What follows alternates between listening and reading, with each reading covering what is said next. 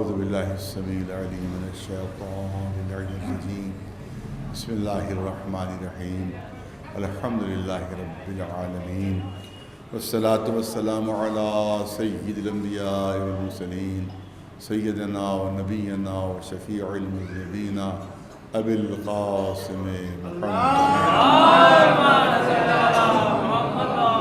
اہل بیتہ الطیبین الطاہرین المعصومین اما بعد فقد قال اللہ سبحانہ تبارک و تعالی فی کتابہ المبین وہو اصدق القائلین ومن کل شیء خلقنا زوجین لعلکم تذکرون صلوات ہے دے محمد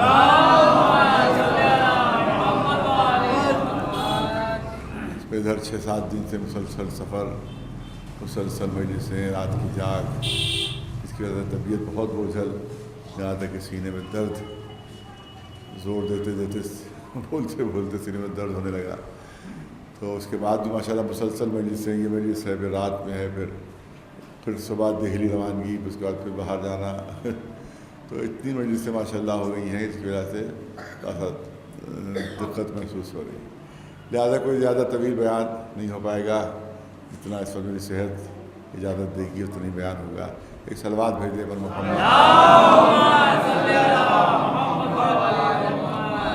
قرآن کریم عجیب و غریب معجزہ ہے اور اس میں ایسے ایسے علمی نکات ہیں کہ جو آج سے 1300-1400 سال پہلے کوئی سوچ بھی نہیں سکتا تھا اور سمجھ بھی نہیں سکتا تھا بہت سی ایسی سائنسی باتیں ہیں قرآن مجید میں جو آج کے زمانے والوں نے تحقیق کر کے معلومات کی ہیں اور وہ اللہ نے 1400 سال پہلے ان کا اعلان کیا ہے بہت سی چیزیں ایسی ہیں کہ اگرچہ قرآن مجید سائنس کی کتاب نہیں ہے کوئی سائنسی کتاب نہیں ہے لیکن اس کے بعد بھی ایسی سائنسی معلومات اس میں آ گئی ہیں کہ عقل انسانی حیران ہے کہ آج سے 1400 سال پہلے جو کسی کو تصور بھی نہیں تھا جن چیزوں کا جن تک اس زمانے کی عقل پہنچ بھی نہیں سکتی تھی وہ چیزیں قرآن مجید نے بیان کرتی کبھی تو قرآن یہ بیان کرتا ہے کہ دیکھو جس وقت ہم کسی کو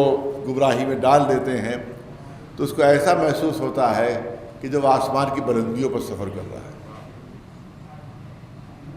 یجعل صدرہ ضیقا حرجا من یرید ان یضلہ یجعل صدرہ ضیقا حرجا جب ہم کسی کو گمراہی میں ڈالتے ہیں تو اس سے ایسا اندازہ ہوتا ہے کہ جیسے وہ بلندی پر سفر کر رہا ہو اور اس کا سانس گھٹ رہا ہو اس کو اپنے سینے میں تنگی محسوس ہو رہی ہے مجھے اتنا بتا دیجئے کہ بلندی پر سفر کرنے سے اور سانس گھٹنے سے کیا ربط ہے بلندی پر سفر کرنے سے اور سینے میں تنگی ہونے سے کیا ربط ہے نہیں یہ آج کی سائنس نے بتایا کہ انسان جتنا اونچا جاتا ہے جتنا بلندی پر سفر کرتا ہے اتنی آکسیجن کم ہوتی جاتی ہے اور جتنی آکسیجن کم ہوتی جاتی ہے اتنی ہی اس کو اپنے سینے میں تنگی محسوس ہوتی ہے ہوائی جہاز پہ جو سفر کر چکے ہیں ان کو اندازہ ہوگا کہ وہاں کے اوپر اعلان ہوتا ہے کہ دیکھیے اگر آکسیجن میں کمی محسوس ہوگی تو وہ باکس گر جائے گا اور آکسیجن آپ کو اس سے ملے گی اس کا مطلب جتنی بلندی پر جاتا ہے ہوائی جہاز اتنی ہی آکسیجن کم ہوتی چلی جاتی ہے اور انسان کبھی کبھی سینے میں اپنی تنگی محسوس کر لیتا ہے تو وہ بات جو آج کی سائنس نے بتائی ہے وہ آج سے 1400 سال پہلے قرآن بتا رہا ہے کہ جب بلندی پر سفر کرو گے تو ایسا لگے گا سینے میں تنگی محسوس ہو تو جو آج کی سائنس بتا رہی ہے وہ اللہ قرآن میں 1400 سال پہلے اعلان کر چکا صلوات بھیجے پر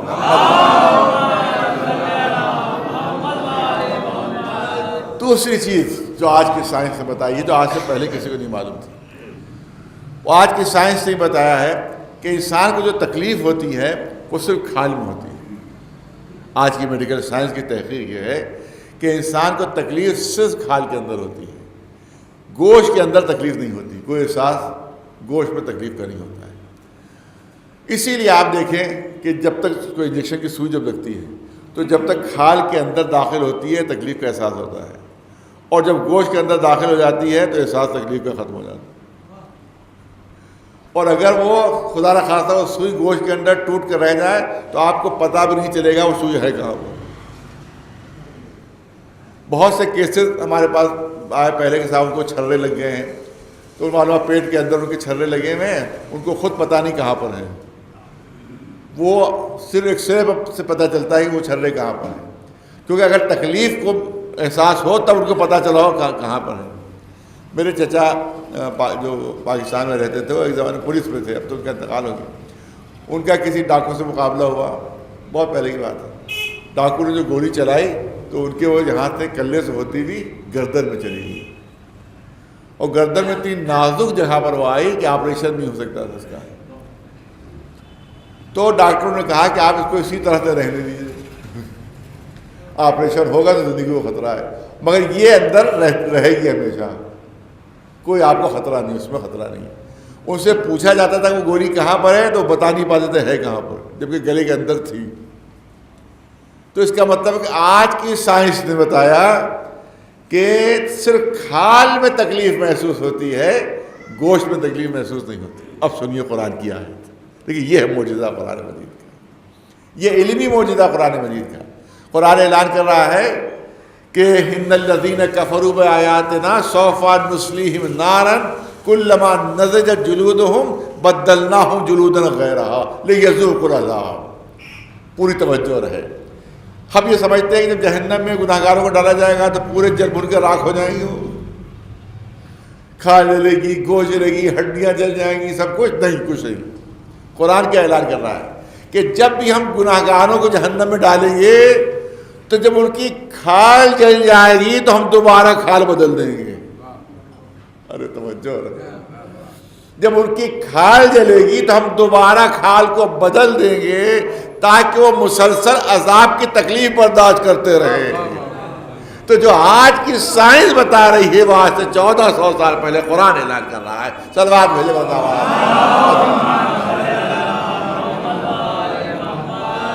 اسی طرح سے یہ آیت کریمہ بھی ایک معجزہ ہے کہ جس کو میں نے عنوان بیان قرار دیا کہ من کل شیء خلقنا زوجین، ہم نے ہر شے کا جوڑا پیدا کیا، ہر شے کا جوڑا پیدا کیا ہے۔ کائنات میں کوئی چیز ایسی نہیں ہے کہ اس کا کوئی جوڑ اور مد مقابل نہ ہو۔ اب ظاہر ہے کہ اللہ کا کلام ہے، جھوٹ نہیں ہو سکتا، معاذ اللہ، کوئی مبالغہ نہیں ہو سکتا اس میں۔ یہ ہم جیسے معمولی لوگ ہوتے ہیں کہ جو دوسروں پر روب ڈالنے کے لیے بات کو بڑھا دیتے ہیں، مبالغہ کر دیتے ہیں، ایگزیجریشن کر دیتے ہیں۔ مثال پیش کروں، فرض کیجیے میں کہیں مجلس پڑھنے گیا، سارا چھوٹا سا علاقہ تھا، 20-25 لوگ مجلس میں تھے فرض کیجیے، اور مجلس پڑھی میں چلا آیا۔ اب کسی نے پوچھا کہ بھئی آپ مجلس پڑھنے گئے تو کتنا مجمع تھا، کیسی مجلس ہوئی، کیا بات؟ اب میں کہوں گی 20-25 لوگ تھے تو انسلٹ ہو جائے گی۔ ارے میں نے کہا صاحب مجمع بھرا پڑا تھا اور صاحب لوگ ممبر سے اترنے نہیں دے رہے تھے، 2 گھنٹے تقریر کروائی مجھ سے۔ کیوں؟ اگر میں سچی بات بتا دوں گا، صحیح بات بتا دوں گا تو پھر ظاہر ہے کہ لوگوں کو روب نہیں پڑے گا، لہذا روب ڈالنے کے لیے میں نے بات کو بڑھا دیا۔ تو کیا معاذ اللہ بھی روب ڈالنے کے لیے بات کو بڑھاتا ہے کہ لوگوں کو، سننے والوں کو، پڑھنے والوں کو روب پڑے؟ نہیں، یہ ہم جیسے معمولی لوگ ہیں جو مبالغے سے کام لیتے ہیں، ورنہ اس کے کلام کا حسن ہی اس کی سچائی ہے۔ ایک صلوات بھیجے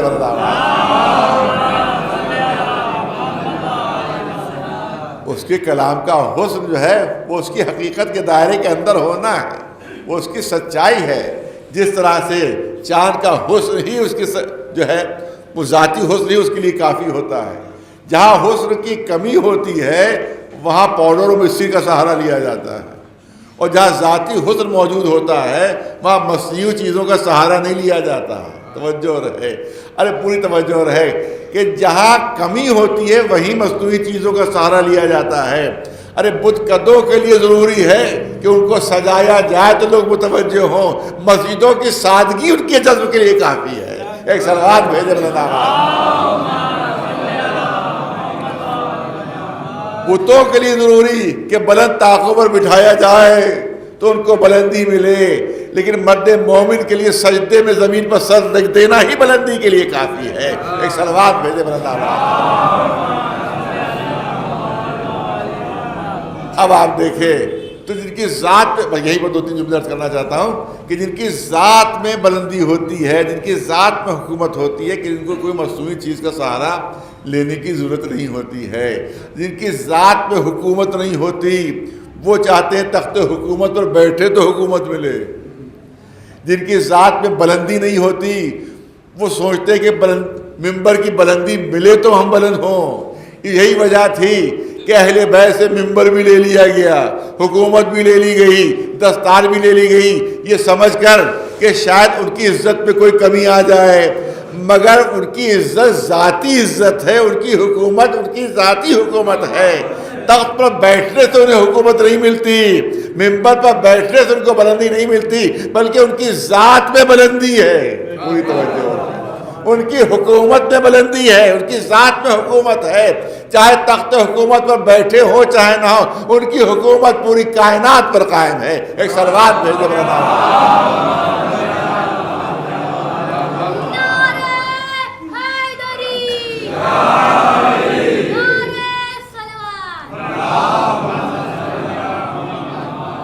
دشمنوں کی خواہش، حکومت ملے تو صاحب حکومت کہلائیں، اقتدار ملے تو صاحب اقتدار کہلائیں، تخت و تاج ملے تو صاحب تخت و تاج کہلائیں، مگر اللہ نے اہل بیت اور محمد و آل محمد کو ذات میں حکومت دے دی تھی، ان کا ذاتی اقتدار تھا۔ ارے ابر نے سایہ فگر ہو کر بتایا کہ ابر پر حکومت ہے، چاند نے 2 ٹکڑے ہو کر بتایا کہ چاند پر بھی حکومت ہے، پتھروں نے تسبیح پڑھ کر بتایا کہ جمادات پر حکومت ہے، درختوں نے حرکت کر کے بتایا کہ نباتات پر حکومت ہے۔ اور پوری توجہ رہے، سورج نے پلٹ کر بتایا کہ سورج بھی دائر حکومت میں آتا ہے۔ ارے انگلیاں لوہے میں در آئیں، اس کا مطلب ہے ان کی حکومت لوہے پر بھی قائم ہے۔ پوری توجہ رہے، اور جب جنبش دی دروازے کو تو پورا پتھر کا قلعہ لرزنے لگا۔ اس کا مطلب یہ ہے کہ علی کی 2 انگلیاں پورے قلعے پر غالب ہے۔ ایک صلوات بھیجے میرے نام۔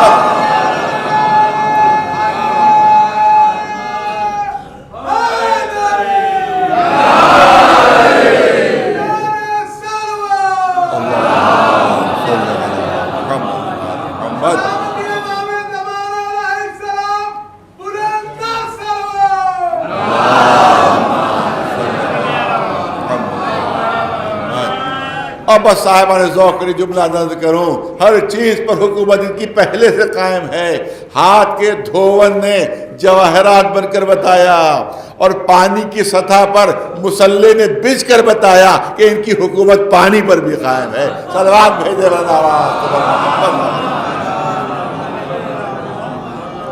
اور مردے کو اگر ٹھوکر لگائی تو جاتی ہوئی روح نے پلٹ کر بتایا کہ جسموں پر بھی حکومت ہے، روحوں پر بھی حکومت۔ صلوات بلند آواز سے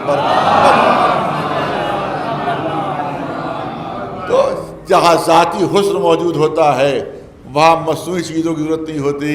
کلام الہی میں اپنا ذاتی حسن موجود ہے، وہ اس کی سچائی اور وہ ہے اس کی حقانیت۔ لہذا ہم کہہ نہیں سکتے کہ مبالغہ ہے، ہم نہیں کہہ سکتے کہ بڑھا دی بات کو۔ اس کا مطلب ہے بات سچائی کے اوپر اور حقیقت پر مبنی ہے، اور آج کی سائنس نے ہم کو بتایا۔ پہلے زمانے میں اس کی تفسیر کچھ اور کی گئی تھی، میں چاہتا ہوں اس کا بھی طرف ہلکا سا اشارہ ہو جائے۔ جب اللہ نے فرمایا قرآن مجید میں کہ ہر شے کا کوئی نہ کوئی جوڑ، کوئی نہ کوئی مد مقابل، کوئی نہ کوئی نظیر، کوئی نہ کوئی مثل موجود ہے، تو پرانے زمانے میں بھی اس کی تفسیر کی گئی، مگر وہ تفسیر بھی صحیح ہے، وہ تفسیر غلط نہیں ہے، وہ تفسیر بھی صحیح ہے، وہ معنی بھی صحیح ہے، اور جو آج کے زمانے بتائے جاتے ہیں وہ معنی بھی صحیح ہے۔ پہلے زمانے میں ایک مثال دی گئی کہ جس ہر چیز کا کوئی نہ کوئی جوڑ ہے، جیسے سورج اور چاند یہ ایک دوسرے کا جوڑ ہے، جس طرح سے زمین اور آسمان یہ ایک دوسرے کا جوڑ ہے، جس طرح سے دن اور رات یہ ایک دوسرے کا جوڑ ہے، جس طرح سے مرد اور عورت یہ بھی ایک دوسرے کا جوڑ ہے، جس طرح سے عقل اور بے عقلی یہ جوڑ ہے، جس طرح سے علم اور جہل یہ آپس میں جوڑ ہیں، تو اس طرح سے جوڑے بناتا چلا گیا اللہ۔ تو مگر اس میں ایک خصوصیت اللہ نے یہ رکھی ہے کہ جوڑے تو بنایا اس نے، مگر ایک کو ذرا سا بلند بنایا، ایک کو اس کے مقابلے میں تھوڑا سا کمتر بنایا۔ جیسے دن اور رات کا جوڑ ہے، دن روشن ہے رات اندھیری ہے، سورج اور چاند کا جوڑ ہے، سورج میں روشنی زیادہ ہے چاند میں روشنی کم ہے۔ آپ دیکھیں اسی طرح سے زمین و آسمان کا جوڑ بنایا، مگر آسمان کو بلند بنایا، زمین کو پست بنایا۔ عورت اور مرد کا جوڑ، مرد کو حقوق کچھ زیادہ دے دیے، اس کے مقابلے میں عورت کو حقوق کچھ کم دے دیے۔ تو اس کا مطلب یہ ہے کہ جوڑ بنائے قدرت نے، مگر ایک ایسا انداز رکھا کہ ایک ذرا سا بلند ہو گیا، ایک اس کے تناسب میں تھوڑا سا کم ہو گیا۔ بہت توجہ چاہوں گے صاحبان ذوق کی، لیکن پھر بھی اللہ نے ایک اور انتظام کیا کہ جس کو تھوڑا سا کم رکھا تھا اس میں بھی کوئی ایسی صفت دے دی، ارے توجہ رہے، کوئی ایسی صفت دے دی کہ وہ بھی مقابلے کا دعویٰ کرنے لگا، وہ بھی برابری کا دعویٰ کرنے لگا۔ جیسے سورج میں روشنی زیادہ چاند میں روشنی کم، مگر سورج کی روشنی میں گرمی رکھ دی، چاند کی روشنی میں ٹھنڈک رکھ دی۔ ارے توجہ رہے، توجہ، سورج کی روشنی میں گرمی رکھ دی، چاند کی روشنی میں ٹھنڈک رکھ دی۔ دن روشن رات اندھیرا ہے فرق، مگر اللہ نے انتظام کہ دن میں محنت و مشقت رکھ دیا، رات میں آرام رکھ دیا۔ ارے توجہ رہے، دن میں محنت و مشقت رکھ دیا، رات میں آرام رکھ دیا۔ آسمان، اور بہت توجہ، آسمان کو بلند بنایا، زمین کو اس کے مقابلے میں پست بنایا۔ تو آسمان بلند ہے، زمین پست ہے، لیکن پھر انتظام کیا کیا؟ بہت توجہ، انشاءاللہ بات ضائع نہیں ہوگی۔ پھر قدرت نے انتظام کیا کیا کہ اسی زمین پر کچھ ایسی شخصیتیں بھیج دی کہ آسمان والے زمین پر آنا فخر محسوس کرنے لگے۔ سلوات بھیج دے محمد والے۔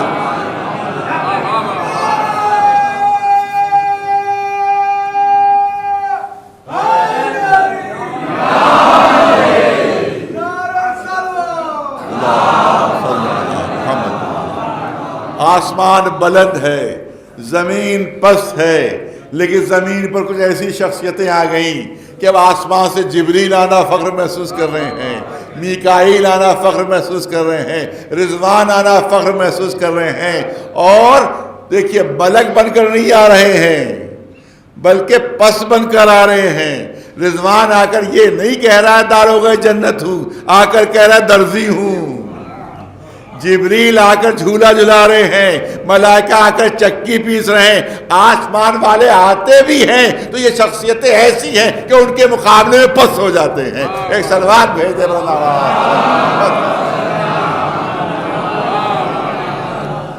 اور عورت کو کچھ کم حقوق دیے، مرد کو اس کے مقابلے میں کچھ برتر حقوق دیے، لیکن ایسی خواتین بھی پیدا کر دیں، ایسی شخصیتیں بھی پیدا کر دیں کہ اگر وہ شخصیت آتی ہے تو دنیا کی عظیم ترین شخصیت یعنی رسول اللہ اس کی تعظیم کے لیے اٹھ جاتے ہیں۔ ایک سلوات بھیجے اذا دخلت فاطمہ قام الیہ رسول اللہ، جب بھی فاطمہ زہرا آتی ہیں اللہ کے رسول تعظیم کے لیے اٹھتے ہیں۔ سلوات بھیجے نہیں، آج کے نوجوانوں کو عرض کر دوں کہ آج کی سائنس نے بتایا ہے کہ دنیا میں کوئی چیز ایسی نہیں ہے جس کا جوڑ نہ ہو، جس کا جوڑ نہ ہو۔ پہلے تو درختوں کے بارے میں تحقیق تھی کہ صرف کھجوروں میں جوڑ ہوتے ہیں، نر و مادہ کھجوروں میں ہوتا ہے، لیکن اب آج کی سائنس کی تحقیق یہ ہے کہ نہیں، ہر درخت کا جوڑا ہوتا ہے، ہر درخت میں نر و مادہ ہوتا ہے۔ اور یہ قرآن سورہ یاسین میں 1400 سال پہلے وہاں بیان کر چکا ہے کہ جو چیز بھی زمین سے اگتی ہے اس کے ہم نے جوڑے بنائے، اس کے ہم نے جوڑے بنائے۔ آج سائنس بتا رہی ہے، قرآن 1400 سال پہلے بتا رہا ہے۔ بلکہ نہیں، یوں آپ کے سامنے عرض کروں کہ تمام کائنات کی تخلیق جو ہے ایٹم سے ہوئی ہے، ہر شے کی تخلیق ایٹم سے ہوئی ہے، کوئی شے ایسی نہیں ہے کہ جس کے اندر ایٹم نہ ہو، ایٹم تخلیق نہ ہو۔ اور سائنسداں کہتے ہیں کہ ایٹم میں بھی مثبت و منفی 2 طاقتیں ہوتی ہیں، مثبت و منفی 2 طاقتوں سے ایٹم بنتا ہے اور اسی ایٹم سے تخلیقات ہوتی ہیں۔ تو اس کا مطلب ہے کہ ہر تخلیق میں جوڑا موجود ہے۔ ایک سلوات بھیجے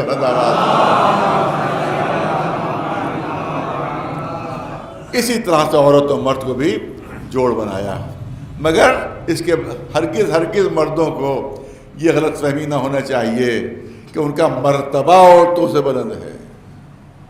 بہت توجہ ہے.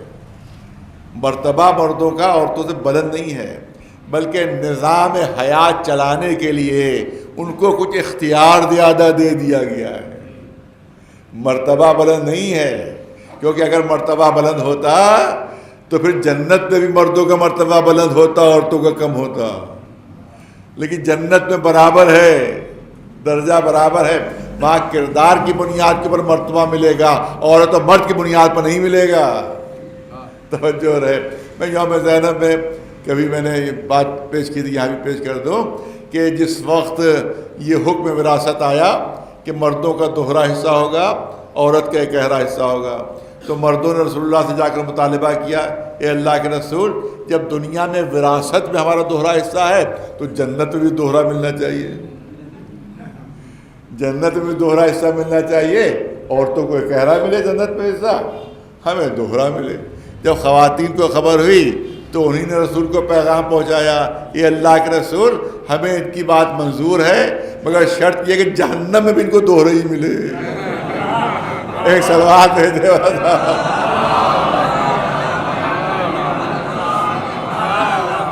جہنمی مردوں کو دوہرا ہی حصہ ملے تب جنت میں دوہرا ملے گا. اس کے بعد مردوں نے اپنا مطالبہ واپس لے لیا. ایک سلوات بھیجے والا.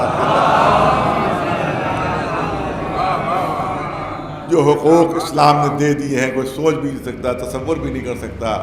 ایک بات بہت زور و شور سے کہی جاتی ہے، اب یوم زینب میں جو ذکر کیا میں سوچتا میں دو چار جملے یہاں پر پیش کر دوں. بہت زور و شور سے بات کہی جاتی ہے، اسلام پر بڑا اعتراض کیا جاتا ہے کہ صاحب ایک عورت کو، ایک مرد کو 4 نکاحوں کی اجازت ہے، مگر ایک عورت کو جو ہے وہ اجازت نہیں ہے. لہذا عورتوں کو بھی 4 نکاحوں کی اجازت ہونا چاہیے جس طرح سے مردوں، تبھی تو برابری ہوگی. 4 نکاح کی اجازت عورت کو بھی ہونا چاہیے، سارے 4 نکاحوں کی اجازت مردوں کو ہے. تو پہلے تو میں عرض کروں کہ بنارس میں بہت پہلے کی بات ہے، کافی عرصے پہلے کی بات، ایک جلسہ ہو رہا تھا. اس زمانے میں ہندوستان کے ایک نائب صدر تھے، وہ ایک اتفاق سے وہ نام کے مسلمان تھے. وہ وہاں پر مہمان خصوصی تھے.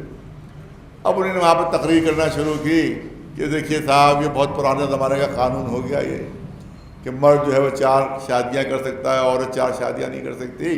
جس طرح سے مرد کو یہ حق حاصل ہے ویسے عورت کو بھی یہ حق حاصل ہونا چاہیے. اور انہیں بہت زور تقریر کر کے اور اس کے بعد بیٹھ گئے. اتفاق سے ان کی اہلیہ بھی ان کے ساتھ موجود تھی وہیں اسٹیج کے اوپر. ان کی اہلیہ وہاں تشریف فرما تھی، وہ بھی تشریف فرما تھی. ایک نوجوان مجمع سے اٹھ کر آیا اسٹیج کے اوپر اور اس نے آ کر کہا کہ بالکل ہمارے نائب صدر صاحب نے بالکل صحیح بات کی، ہم ان کی بالکل تائید کرتے ہیں، بھرپور تائید کرتے ہیں کہ جس طرح سے مردوں کو حق حاصل ہے 4 نکاحوں کا، اسی طرح سے عورتوں کو بھی 4 شادیوں کا حق حاصل ہونا چاہیے. ناانصافی ہے بڑی صاحب. 4 شادیوں کا حق عورت کو بھی ہونا چاہیے. اور ان کی اہلیہ محترمہ کے صرف ایک شوہر ہیں، یہ جو تشریف فرما یہاں پر، دوسرے شوہر کی حیثیت میں اپنا نام پیش کرتے ہیں. یہ سنتے ہی وہ صدر صاحب ان کی بیوی اسٹیج چھوڑ کر فرار ہو گئے. اس کا مطلب دوسروں کا مشورہ تھا، اپنے لیے تیار نہیں تھے. ایک سلوات بھیجے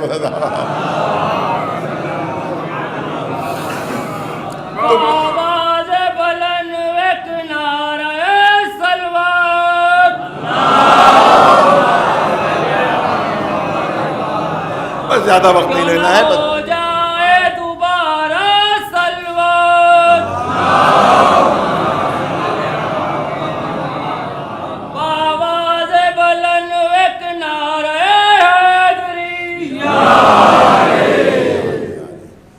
تو حقیقت یہ ہے، میں نے اس سے پہلے بھی عرض کیا تھا، حقیقت یہ ہے کہ بہت بڑی غلط فہمی ہے کہ ایک مرد کو 4 نکاحوں کا حق حاصل ہے. ایک نکاح کا بھی حق حاصل نہیں ہے. ایک نکاح کا بھی حق حاصل نہیں ہے. مرد کو ایک نکاح کا بھی حق حاصل نہیں ہے. کیسے؟ آپ دیکھیں ابھی جب ایام عزا ختم ہو تو آپ بھی کسی نکاح کی محفل میں آپ شریک جو ہوئیے گا تو ایک لڑکی کا نمائندہ ہوتا ہے اور ایک لڑکے کا نمائندہ ہوتا ہے. لڑکی کا نمائندہ ہوتا ہے، لڑکی کو خود حق حاصل ہے کہ وہ اپنا نکاح پڑھے، لڑکے کو حق حاصل ہے اپنا نکاح پڑھے، لیکن وہ نمائندے کر دیے جاتے مولوی کی صورت میں۔ اب وہ لڑکی کا نمائندہ کیا کہتا ہے؟ شروع کرتا ہے انکح تو، یہ مولوی نہیں کہہ رہا انکح تو، یہ لڑکی کہہ رہی ہے، اور جواب میں لڑکے کا وکیل کہتا ہے قبل تو یہ قبل تو یہ مولوی صاحب نہیں کہہ رہے بلکہ لڑکا کہہ رہا ہے، یہ تو اس کی نیابت میں کہہ رہے ہیں۔ تو لڑکی کہتی ہے انکح تو، لڑکا کہتا ہے قبل تو لڑکی کیا کہتی ہے؟ میں تم سے نکاح کر رہی ہوں، لڑکا کہتا ہے میں نے قبول کیا۔ اس کا مطلب ہے نکاح لڑکی کرتی ہے، نکاح عورت کرتی ہے، مرد صرف قبول کرتا ہوں میں کہتا ہے، صرف اس کو اتنا حق ہے کہ قبول تو میں نے قبول کیا۔ اس کا مطلب نکاح عورت کرتی ہے، مرد صرف قبول کرتا ہے۔ اور میں نے جملہ عرض کیا تھا کہ اگر عورت کی طرف سے انکح تو نہ ہو، اگر عورت کی طرف سے انکح تو نہ ہو تو قیامت تک مرد قبل تو کہتا رہے، نکاح نہیں ہو پائے گا جب تک عورت انکح تو نہ کہے۔ اس کا مطلب معاملہ الٹا ہے، ایک مرد 4 عورتوں سے نکاح نہیں کرتا ہے بلکہ 4 عورتیں ایک مرد سے نکاح کرتی ہیں۔ ایک سلوات بھیجے بتا، بس اس سے زیادہ مجھے نہیں عرض کرنا ہے۔ خواتین کا مرتبہ بے انتہا بلند ہے، اور جو خدمات خواتین کی ہیں، پہلی شہیدہ جو اسلام میں ہے وہ خاتون جناب سمیہ، جس نے شہادت کا مرتبہ حاصل کیا ہے وہ خاتون ہے، جناب سمیہ، جناب عمار یاسر کی والدہ، جناب عمار یاسر کی والدہ سب سے پہلی شہیدہ اسلام کی وہ ہیں۔ شہیدوں میں سب سے پہلے شہادت درجہ مرد نے نہیں حاصل کیا ہے، عورت نے شہادت کا درجہ سب سے پہلے حاصل کیا۔ اس کا مطلب ہے اسلام کے لیے سب سے پہلی قربانی اسلام کے لیے جس نے دی ہے وہ ایک خاتون ہے، وہ ایک خاتون ہے۔ اور جس وقت بہت توجہ ہے، میں تاریخ پیش کر رہا ہوں، جس وقت احد میں بڑے بڑے سورما بھاگ رہے تھے، بڑے بڑے لمبے چوڑے لوگ بھاگ رہے تھے، اس وقت تاریخ کہہ رہی ہے کہ ایک عورت میدان میں جمی ہوئی تھی اور ان کے اوپر خاک پھینک رہی تھی، کہاں رسول کو چھوڑ کر بھاگ رہے ہو؟ تو مولا علی کے ساتھ ایک عورت بھی خاتون بھی تھی، جب وہ شہید ہوئی وہیں پر، اسی جنگ میں وہ شہید ہو گئی، جان دے دی اس نے وہاں پر۔ اس کا مطلب یہ ہے کہ خواتین کی خدمتیں اسلام کے لیے، دین کے لیے، شریعت کے لیے بہت زبردست ہے، مردوں سے کہا جائے زیادہ ہے۔ آپ دیکھیں، اسی لیے آپ دیکھیں گے کہ میدان کربلا میں جتنی خواتین کی خدمتیں ہیں شاید مردوں کی اتنی خدمت نہ ہو، کیونکہ وہ تو مرد تو وہاں پر ختم ہو گئے، مرد تو شہید ہو گئے سب کے سب۔ اب پیغام کربلا لے کر کون جائے؟ اب پیغام کربلا دنیا تک پہنچائے کون؟ یہ خواتین کے اوپر ذمہ داری ڈالی گئی۔ دنیا اس وقت کہہ رہی تھی اے آقا حسین، جب آپ کو معلوم ہے کہ سب شہید ہو جائیں گے تو عورتوں کو کیوں لیے جا رہے ہیں؟ مولا نے فرمایا جو میری مصلحت ہے وہ تم نہیں سمجھ پاؤ گے۔ ارے شہادت کے مقام کو اور مرتبے کو اور شہادت کے پیغام کو جس نے محفوظ رکھا ہے وہ خواتین ہی تو ہیں۔ اسی لیے جب 8ویں امام سے کسی نے پوچھا کہ آپ کی دادی زینب کا مرتبہ کیا ہے، تو جواب سن لیجئے آقا کا، ہمارے 8ویں امام کا جواب سن لیجئے۔ آپ نے ارشاد فرمایا کہ اگر میرے جد رسول نہ ہوتے، بہت توجہ، امام کا قول ہے جو پیش کر رہا ہوں، کہ میرے جد اگر رسول نہ ہوتے تو اللہ کی وحدانیت کا کوئی کلمہ پڑھنے والا نہ ہوتا، اور اگر میرے جد علی نہ ہوتے تو رسول کی رسالت کا کوئی کلمہ پڑھنے والا نہ ہوتا، اور اگر میرے جد حسین نہ ہوتے تو علی کی ولایت کا کوئی کلمہ پڑھنے والا نہ ہوتا۔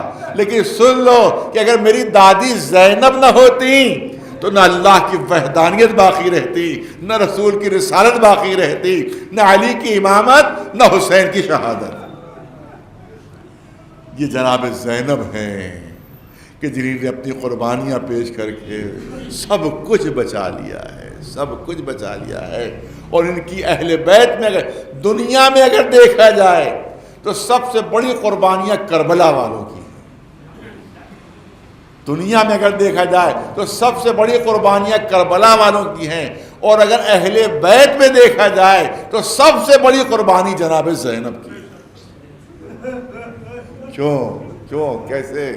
کیونکہ قتل ہو جانا تو ان کے لیے آسان تھا, مر جانا تو ان کے لیے آسان تھا, گردن کٹوا دینا ان کے لیے آسان تھا, تیروں تلواروں سے جسم کے ٹکڑے اڑوا دینا ان کے لیے آسان تھا. لیکن بیویوں کا بے پردہ بازاروں میں آنا, یہ ان کا سب سے سخت امتحان تھا, سب سے سخت امتحان تھا. کہ جس امتحان سے جناب زینب و جناب ام کلثوم کو گزارا گیا ہے. تصور کیجئے کہ جن کی آواز کبھی نامحرم نے نہیں سنی, جن کی پرچھائی کبھی کسی نامحرم نے نہیں دیکھی. میں نے جمعے میں خطبے میں آپ کے سامنے بیان کیا تھا کہ ایک شخص مولا کا ہمسایہ رہا, 20 سال تک ہمسایہ رہا. یعنی ایک دیوار بیچ تھی, 20 سال تک ایک دیوار بیچ اس نے مولا کے گھر کے ساتھ زندگی گزاری. مگر کہتا کہ میں نے کبھی کسی بیوی کی آواز نہیں سنی, میں نے کبھی کسی بیوی کی آواز نہیں سنی, نہ کبھی کسی پرچھائی پر نظر پڑی. تو جن کا پردہ اتنا سخت ہو وہ جب بازاروں میں بے پردہ آئی ہو, جب درباروں میں بے پردہ آئی ہوں گی تو ان کے دل کا کیا حال ہوگا. ہاں جو میں نے بیان کیا تھا یہاں بیان کر دوں. آیت اللہ عثمان شیرازی, بہت قبل کی بات ہے, تقریباً 100 سال پہلے کی بات ہے.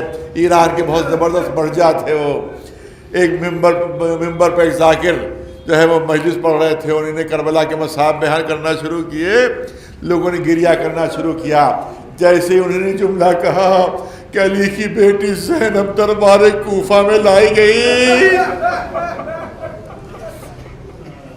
اور جیسے ہی مصائب انہوں نے آگے بڑھانا چاہے انہوں نے ہاتھ روک دیے, ہاتھ اٹھا کر کہا بھائی رک جاؤ, ارے پہلے جملے کا حق تو ادا کرنے دو. ارے علی کی بیٹی کے دربار میں آنا, اس سے بڑی اور مصیبت کیا ہو سکتی ہے. روایت کہتی ہے روتے روتے اسی جملے پر بے ہوش ہو گئے. اس کا مطلب یہ ہے کہ دربار میں بے پردہ آ جانا یہی ان کی سب سے بڑی مصیبت تھی. وہ بھی اس عالم میں کہ بازوؤں میں رسیاں بندھی, سر پر چادر نہیں. کبھی بازار کوفہ ہے, کبھی بازار شام ہے, کبھی دربار یزید ہے. ہاں ازادار روایت کہتی ہے کہ شام میں جب پہنچی ہے تو شام کے 7 دروازے تھے. دربار یزید تک پہنچنے کے لیے 7 دروازے تھے. سنیے متاخری جملے, 7 دروازے تھے. پہلے دروازے سے جب بیویاں گزاری گئیں تو بیویوں کا عجیب عالم تھا کہ ہم دربار یزید پہ کیسے داخل ہوں گے. شہزادی نے سمجھایا کہ نہیں صبر کرو, قوت برداشت سے کام لو, دیکھو میں بھی تو تمہارے ساتھ ہوں. دوسرا دروازہ, شہزادی بیویوں کو سمجھا رہی ہیں. تیسرا دروازہ گزرا, بیویاں گھبراہٹ میں اضافہ ہوا, مگر جناب زینب سہارا دے رہی ہیں, تسلی دے رہی ہیں. ارے دیکھو قوت دل سے کام لو, دیکھو میں بھی تو ساتھ ہوں. چھٹا دروازہ گزرا. روایت کہتی ہے اب تک تو جناب زینب بیویوں کو سمجھا رہی تھی, لیکن جیسے ہی 7واں دروازہ سامنے آیا وہی زینب جو سب کو سمجھا رہی یہ گائے زمین پر بیٹھ گئی. دیکھا سامنے دربار سجا ہوا. امام زین العابدین نے گھبرا کر کہا ارے پھوپھی اماں یہ آپ کے چہرے کا رنگ زرد ہو رہا ہے, یہ بدن پر تھرتھری, آپ کا کیا عالم ہے. کہا نہیں میں گھبرا نہیں رہی ہوں, بلکہ مجھ سے بابا نے کہا تھا کہ جب یزید کے دربار میں داخلہ ہو تو مجھے پکار لینا, مجھے آواز دے لینا. ارے میں تمہاری مدد کے لیے آ جاؤں گا, میں اپنے بابا کا انتظار کر رہی ہوں. شہزادی دربار میں داخل ہوئی, والیہ واہ محمدہ کے نعرے ورد کرتی ہوئی. ہاں یزید نے دیکھا کہ یزید شمر سے پوچھتا ہے اے شمر یہ بتا کہ علی کی بیٹی کس طرف ہے، یہ بتا رسول کی نوازی کس طرف ہے، یہ بتا حسین کی بہن کس طرف ہے۔ میں براہ راست بات کرنا چاہتا ہوں، براہ راست گفتگو کرنا چاہتا ہوں۔ شمر نے اشارہ کیا کہ کنیزوں کے جھرمٹ میں بالوں سے چہرے کا پردہ کیے جو کھڑی ہوئی ہے، یہ حسین کی بہن زینب، علی کی بیٹی زینب ہے۔ کیا سامنے سے کنیزوں کو ہٹا دیا جائے؟ ایک شخص تازیانہ لے کر آگے بڑھتا ہے اور کنیزوں کو اتنے تازیانے مارے کہ سب تڑپ تڑپ کر سامنے سے ہٹ گئی، مگر روایت کہتی ہے کہ ایک بوڑھی کنیز جس کی کمر جھکی ہوئی، جس کے سر کے بال سفید، اس پر تازیانے پڑ رہے ہیں، مگر وہ کہے جا رہی ہے کہ میں اپنی جان دے دوں گی مگر سامنے سے ہٹوں گی نہیں۔ دیکھ نہیں رہے ہو کہ شہزادی کے سر پر چادر نہیں؟ علی کی بیٹی بے پردہ دربار میں ہے، میں کیسے سامنے سے ہٹ جاؤں؟ یزید کو غیظ آ گیا، بڑی گستاخ کنیز ہے، بڑی گستاخ کنیز ہے، اسے قتل کر دیا جائے۔ ایک جلاد تلوار لے کر آگے بڑھا۔ یہ کون ہے؟ یہ جناب فضہ ہے، جو حبش سے تعلق رکھنے والی۔ جیسے ہی جلاد آگے بڑھا، جناب فضہ نے حسرت سے پورے دربار کو دیکھا کہ شاید کوئی مددگار مل جائے۔ دیکھا یزید کی پشت پر حبشی جوانوں کا ایک دستہ موجود ہے۔ جیسے دیکھا کہ ہمارے ملک کے جوان ہیں، آواز دی، اے حبش کے غیرت دار جوانوں، تمہاری غیرت کو کیا ہو گیا ہے کہ تمہارے ملک کی خاتون قتل ہو رہی ہے اور تم تماشا دیکھ رہے ہو؟ ان کو غیرت آ گئی۔ تاریخ کہتی ہے سب کے سب تلواریں لے کر یزید کے سامنے آ گئے کہ جلاد کو واپس بلا لے ورنہ خون کی ندیاں بہہ جائیں گی۔ یزید خوفزدہ ہو گیا، جلاد واپس ہو گیا، فضہ بچ گئی، مگر زینب تڑپ گئی۔ طلب کر رخ کیا مدینے کا، اے لالا، ایک کنیز کے اتنے بچانے والے، مگر آپ کی اولاد دربار میں سر بستہ کھڑی ہوئی ہے، سر پر چادر نہیں، بال کھلے ہوئے، کوئی مدد کرنے والا نہیں، کوئی حفاظت کرنے